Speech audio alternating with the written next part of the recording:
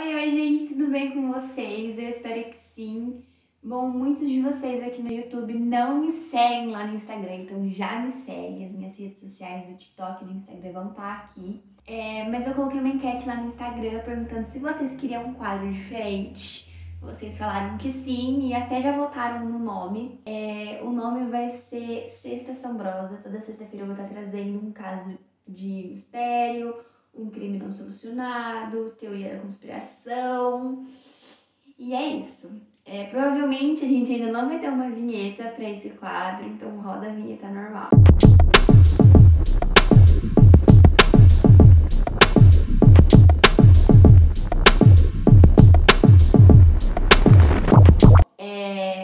O crime não solucionado de hoje aconteceu lá em 1982, há 40 anos atrás, eu acho, e aconteceu em Chicago. Apelidaram esse caso como o assassino do Tylenol. Bora!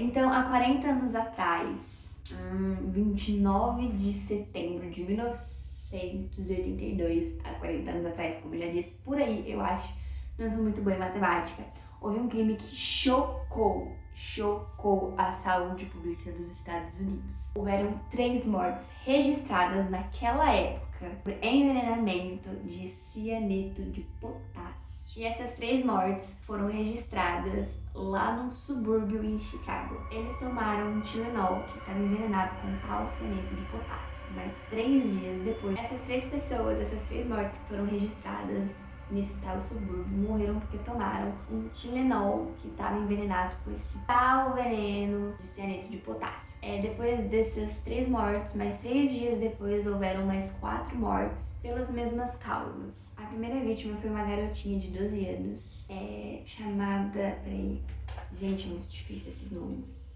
Mary Kellerman. Após ela reclamar que a sua garganta doía e seu nariz não parava de escorrer, sintomas de uma gripe comum, a mãe dela deu uma cápsula de Tylenol. Tal Tylenol, pra gente, é mais conhecido como o famoso paracetamol, tem ação analgésica e antitérmica. Meia hora depois da garotinha de 12 anos ter tomado a cápsula, ela foi encontrada morta na sua cama. Cerca de 19 quilômetros da casa da mesma garotinha, um funcionário dos Correios de apenas 27 anos, Adam James, também morreu pelas mesmas circunstâncias e ele teve um ataque cardíaco fulminante e infelizmente morreu. Assim, foram no total, até agora, assim, no começo da história, até o final da história vão ter 18 mortes registradas. A porta bateu, tô com medo. Registradas, porque depois, no decorrer da história, teve várias outras mortes que não conseguiram comprovar que foi por causa do Tylenol, mas sim foi por causa do Tylenol. E então, por enquanto, temos 18 aqui na história. Com a morte desse funcionário dos Correios, James Adam, o seu irmão e a sua cunhada, Stanley e Teresa, com a perda e o luto, tiveram muita dor de cabeça, passaram muito mal com a perda do cunhado e do irmão, e aí eles também resolveram tomar um paracetamolzinho pra tirar a dorzinha de cabeça. Meia horinha depois, Stanley, irmão do James, morreu, né? Também faleceu com sintomas similares do seu irmão. Dias depois, a sua namorada também morreu, a Teresa morreu. Ela demorou um pouquinho pra morrer, mano. Ela teve que ficar de luto pro cunhado e pelo irmão por causa das mesmas coisas. Gente, eu tô tipo chocada. E em um período de 3 dias, na mesma região, mais 7 pessoas morreram após ingerirem cápsulas de Tylenol. Uma investigação intensa descobriu que o tal comprimido estava exposto em todos os lugares, mercados, farmácias, lojas de conveniência, em todas as prateleiras da cidade. Os investigadores E aí, com a tal investigação intensa, investigadores norte-americanos, tô meia hora tentando falar isso, gente, concluíram que se tratava de sabotagem com os medicamentos. Uau! Concluíram, coisa óbvia. E aí, os investigadores concluíram, na verdade, eles estavam desconfiando que para essa sabotagem ter acontecido, alguém deveria ter, por longas semanas, ter comprado altas quantidades dos medicamentos em pontos diferentes de Chicago e adicionado o tal cianeto de potássio com uma seringa nos comprimidos e dizendo que o comprimido estava com uma aparência gelatinosa, devolveu para a loja, para o mercado, enfim, devolveu para a prateleira que tinha comprado, alegando que o produto estava defeituoso, blá blá blá blá blá blá. E aí ficou. Mas isso era só uma hipótese, entendeu? De tipo a pessoa ter ido em vários pontos, comprado várias quantidades ou pequenas quantidades para não dar muito na cara, só que em pontos diferentes, ingerido com a seringa o veneno e devolvido para as prateleiras, mas era só uma ideiazinha. E a polícia conseguiu descobrir que alguns dos medicamentos estavam expostos em prateleiras em um supermercado e sim, eles estariam contaminados. Foi no supermercado, calma aí que o nome é difícil, em uma das lojas de supermercado Deminickers, perto de uma rede de farmácia, Walgreens. É uma coisa assim, gente, eu não sei falar esses nomes difíceis. Nesse supermercado aqui perto tinha uma farmácia. Nessa mesma farmácia, uma comissária de bordo comprou o medicamento, tomou e morreu. Foi encontrada no seu apartamento 2 dias depois. A fabricante do Tylenol, que eu não sei falar o nome, não tem nem como eu tentar, porque realmente é muito difícil, mas vai aparecer aqui, subsidiária, vai aparecer o significado também, que eu não sei nem se eu falei certo. Enfim, as duas marcas, a do Tylenol e a da Johnson & Johnson, que eles eram parceiras, subsidiárias e tal. Enfim, Johnson & Johnson e a fabricante do Tylenol emitiram um comunicado em rede nacional para os cidadãos avisando sobre o tal crime do assassino do Tylenol e falando que o caso já estava sendo investigado. A fabricante no caso também recolheu mais de 31 milhões de frascos de Tylenol que estavam circulando em Chicago. A Johnson & Johnson se explicou e eles disseram que os produtos, os medicamentos, tinham saído criminosamente adulterados. Meio que eles estavam, tentando sair de culpados pra vítima, tirando totalmente a culpa de cima deles. Assim, na minha opinião, é claro que eles não tiveram culpa, porque, não sei também, porque, como o caso não foi solucionado, ninguém sabe se o medicamento, se alguém da fábrica tava envenenando e mandando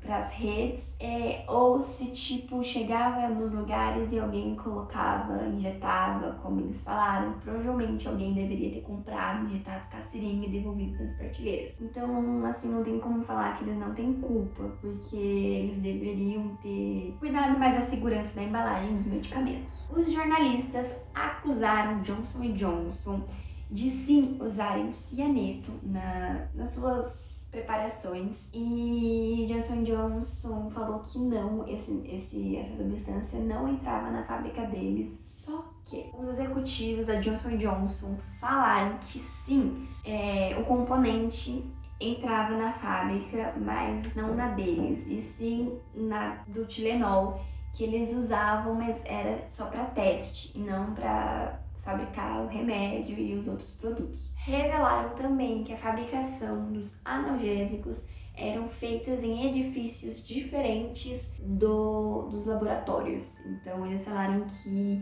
o Tylenol não tinha contato com o cianeto no laboratório onde eles usavam sim o cianeto para fazer testes, mas que eles não usavam nos produtos dele. E aí o assunto foi absolvido. Antes dos envenenamentos acontecerem, o Tylenol era responsável de 35% do mercado de analgésicos. Depois que o assunto estourou, depois de 6 semanas, caiu para 8%. Agora pensando, se não houve erro no processo fabril, foi na fábrica, alguém deliberadamente deve ter sabotado, livre acesso, entendeu? No meio desse rolê todo, um homem muito aleatório mandou uma carta para a marca Johnson & Johnson dizendo que ele sim seria o assassino do Tylenol e ele exigia 1 milhão para impedir que mais mortes acontecessem. Só que aí que só piora. A polícia conseguiu localizar o dono da carta pelas digitais que ficaram dele na carta, no papel, e eles localizaram ele é um morador de Nova York e o nome dele é... O nome dele é James Lance, eu acho que é assim que fala. Mas aí os policiais não encontraram nenhuma relação dele com os crimes. Mas o cara foi condenado de qualquer jeito por extorsão, 1 milhão, cara. Ele foi condenado, ele pegou uma sentença de 20 anos, mas ele cumpriu só 13, gente? Sempre é assim. Não, mano, eu fico imaginando os policiais doidões com esse caso. Porque, mano, depois que o caso foi absolvido, apareceu um cara do nada exigindo 1 milhão, falando que era o assassino e blá blá blá. Mano, que horror de história. Na mesma época, os policiais, né, que estavam investigando, pensaram que uma mulher chamada Lauren Den, eu acho que é assim que fala, poderia ter sido a assassina do Tylenol. Poderia estar sendo, né, porque o crime ainda estava acontecendo no meio de toda a investigação. Mas por que eles acharam? Porque ela já tinha um currículo de ataques terroristas, por exemplo, ela começou a atirar no meio de uma multidão na rua, do nada. Ela pegou e começou a atirar, a rua cheia de gente e a mulher atirando pra tudo quanto é lado, em qualquer pessoa. E também porque ela já teve alguns problemas com envenenar pessoas, mas logo a polícia tirou ela do caso por faltas de provas e também porque ela não tinha nada a ver com a relação dos crimes. Esse caso repercutiu o mundo de um tal jeito que outros crimes começaram a acontecer inspirados no assassino do Tylenol com outros remédios. Na mesma época, o FBI, cara, o FBI tava com posses de documentos afirmando que o Lenz seria sim o assassino do Tylenol, mesmo sem provas, e ele dizendo que ele não tinha nenhuma relação com o crime, que ele só mandou a carta porque ele queria dinheiro. E aí, né, gente, precisou acontecer essa merda inteira pra Johnson & Johnson começar um processo de novos métodos para segurança do Tylenol, da embalagem do Tylenol e outros remédios. No mesmo ano, o Congresso dos Estados Unidos aprovou a lei Projeto Tylenol. No mesmo ano, o Congresso dos Estados Unidos decretou Lei Projeto Tylenol, que decretou crime federal adulterar produtos de consumo. Como toda marca com dinheiro, a Johnson & Johnson recuperou a sua imagem, a fabricante do Tylenol também, que é a McNally, alguma coisa assim. Olha, agora no final do vídeo que eu fui tentar falar o nome, mesmo assim eu acho que eu errei. Mas de qualquer coisa vai aparecer o nome aí da fabricante do Tylenol. E a subdinária, que é a Johnson & Johnson, já apareceu esse significado de subdinária. E a Johnson & Johnson recuperou a sua imagem. E o assassino do Tylenol nunca foi encontrado e o caso segue sem solução até nos dias de hoje. Gente, como foi o primeiro vídeo, eu fiquei um pouquinho insegura, então se eu não expliquei certinho no próximo vídeo, eu vou tentar explicar o mais possível certinho. Então deixe nos comentários o que vocês acharam, sugestões de casos, manda aí um caso que você quer que eu fale. Manda o link que aí eu pesquiso e aí pode ser o tema do próximo vídeo. Deixa dicas, tipo, você precisa melhorar mais nisso e tal. E coloca se vocês gostaram, já deixa o like, eu gostei. Comenta aí, não esquece, compartilha com as pessoas que não sabiam do caso do Tylenol, que é o famoso paracetamol, que hoje em dia a gente toma. E é isso. Eu espero que vocês tenham gostado. E é